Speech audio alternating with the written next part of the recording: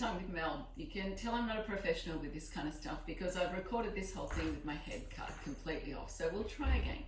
I am on my lonesome today to answer some of the questions that have come through from families. Thank you very much for sending them through. I wanted to start by saying I am not an expert. I don't like calling myself an expert, and in fact, when I was recently labelled an expert on a Channel 7 TV interview, I was trolled from some strangers from all around the country asking why I thought I was an expert. I certainly don't. That was the title they gave me. All I say is that I've been doing it a long time. I've been working in this industry a long time, and whilst I have, the formal qualifications necessary, I really think that it's just being fortunate enough to have met so many families and so many children in my time that I learn from each and every one. And I think that if I am an expert at anything, I'd like to think I'm an expert at being an advocate for children and the value of early childhood and the family unit. I'm certainly not a parenting expert. I've made a million mistakes and would do things very differently with all my children, but I keep trying to be the best I can be, I guess. So some of the questions that have come through have been wonderful, and I'm hoping just by chatting about them, you get a little bit of a different view of where things, how you can parent or different ideas, but I'm certainly not suggesting that I have all the answers. But as always, we want Fit Kids to be a place of community where you can get some answers or direction or support in any way. So one of the first questions we got through was, how can I ensure that I am providing my child with everything they need at home, the learning that they need at home to succeed?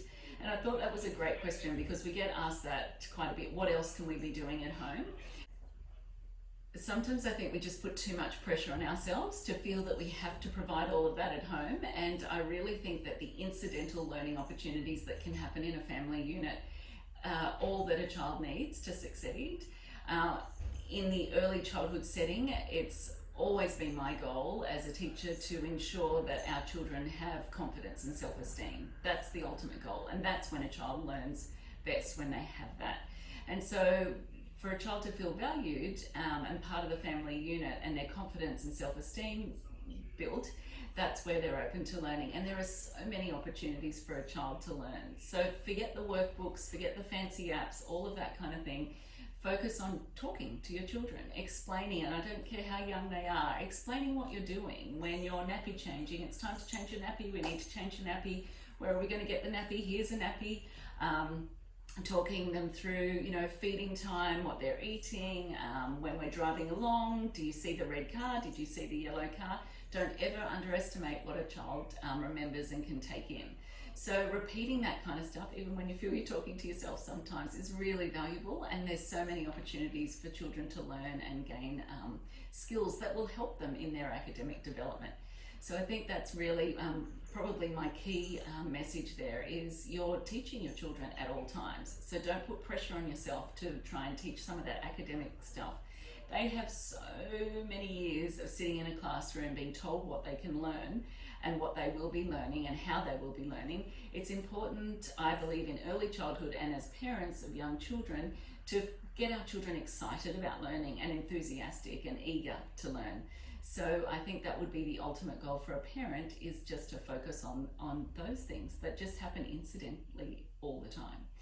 Math skills can be learned through getting them involved in cooking. Not always easy, I know, but just helping measure things as they get older. And when they're younger, just talking as much as you can. Talking about the colour of clothing, talking about size. Isn't, he's taller than her, or whatever that may be. All those skills those conversation times become opportunities for learning.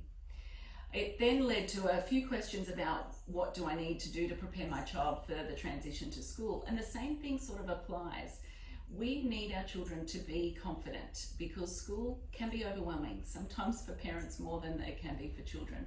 But they need to go into it confident, make that transition with confidence. So I think it's, again, important to be talking about school, to be talking about what happens at school and not understanding the alphabet and making sure they know their numbers and sounds, all that kind of stuff. It is talking about, you know, putting your hand up and asking questions. It's talking about what happens at recess time. My child was overwhelmed at recess time, and I remember him saying, why don't the teachers play outside with us? Because that's what he was used to at Fit Kids.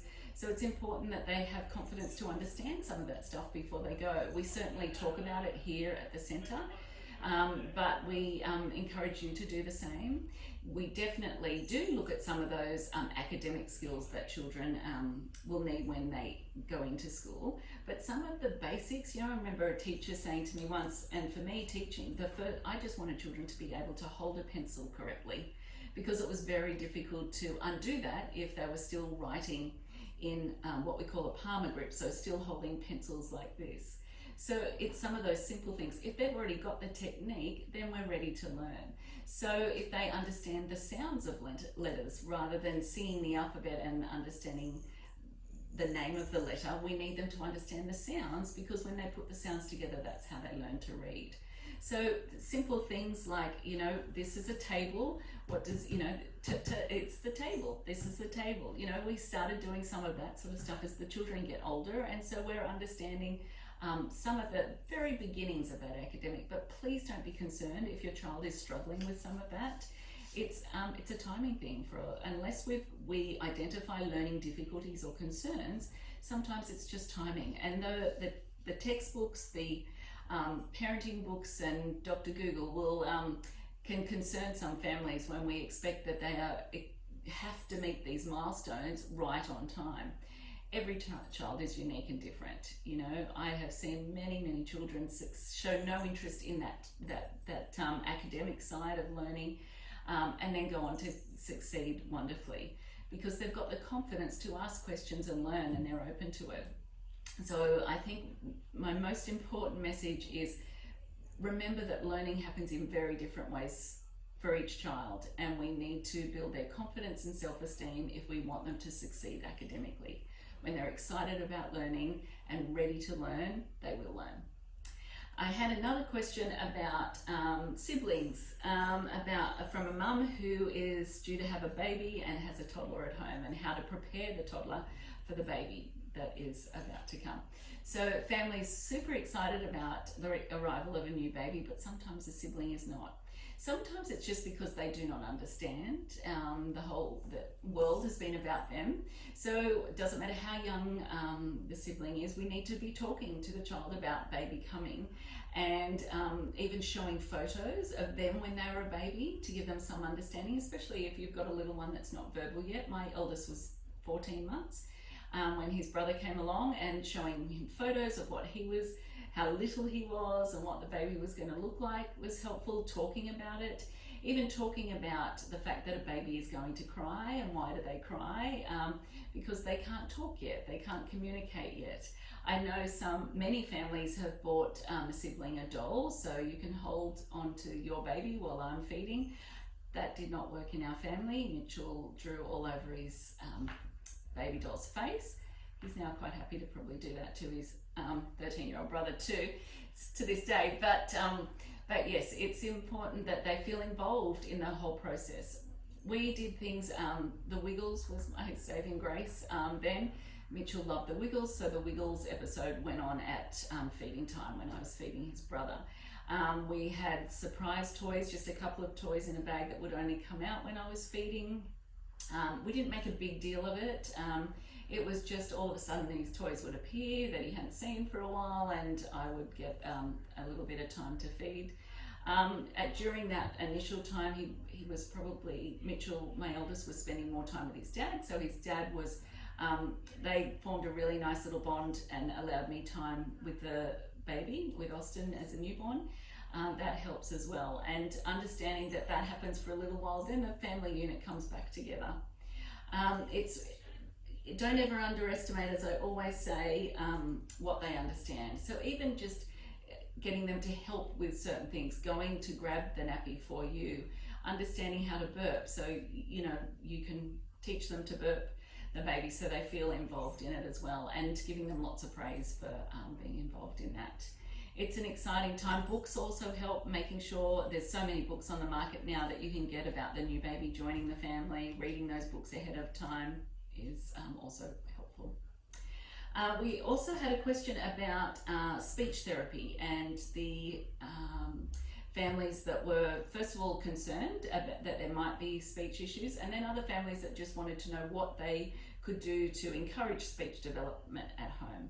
We're so fortunate at Fit Kids to have the therapists at the foundation, so I'm thrilled that one of the speech therapists is going to sit in with me and we'll do a whole tea time on speech. But one tip that I can give you today is do not stop talking. Talk to your children, doesn't matter how young they are. Explain what you're doing all the time, driving along in the car, any routines or things that you do at home.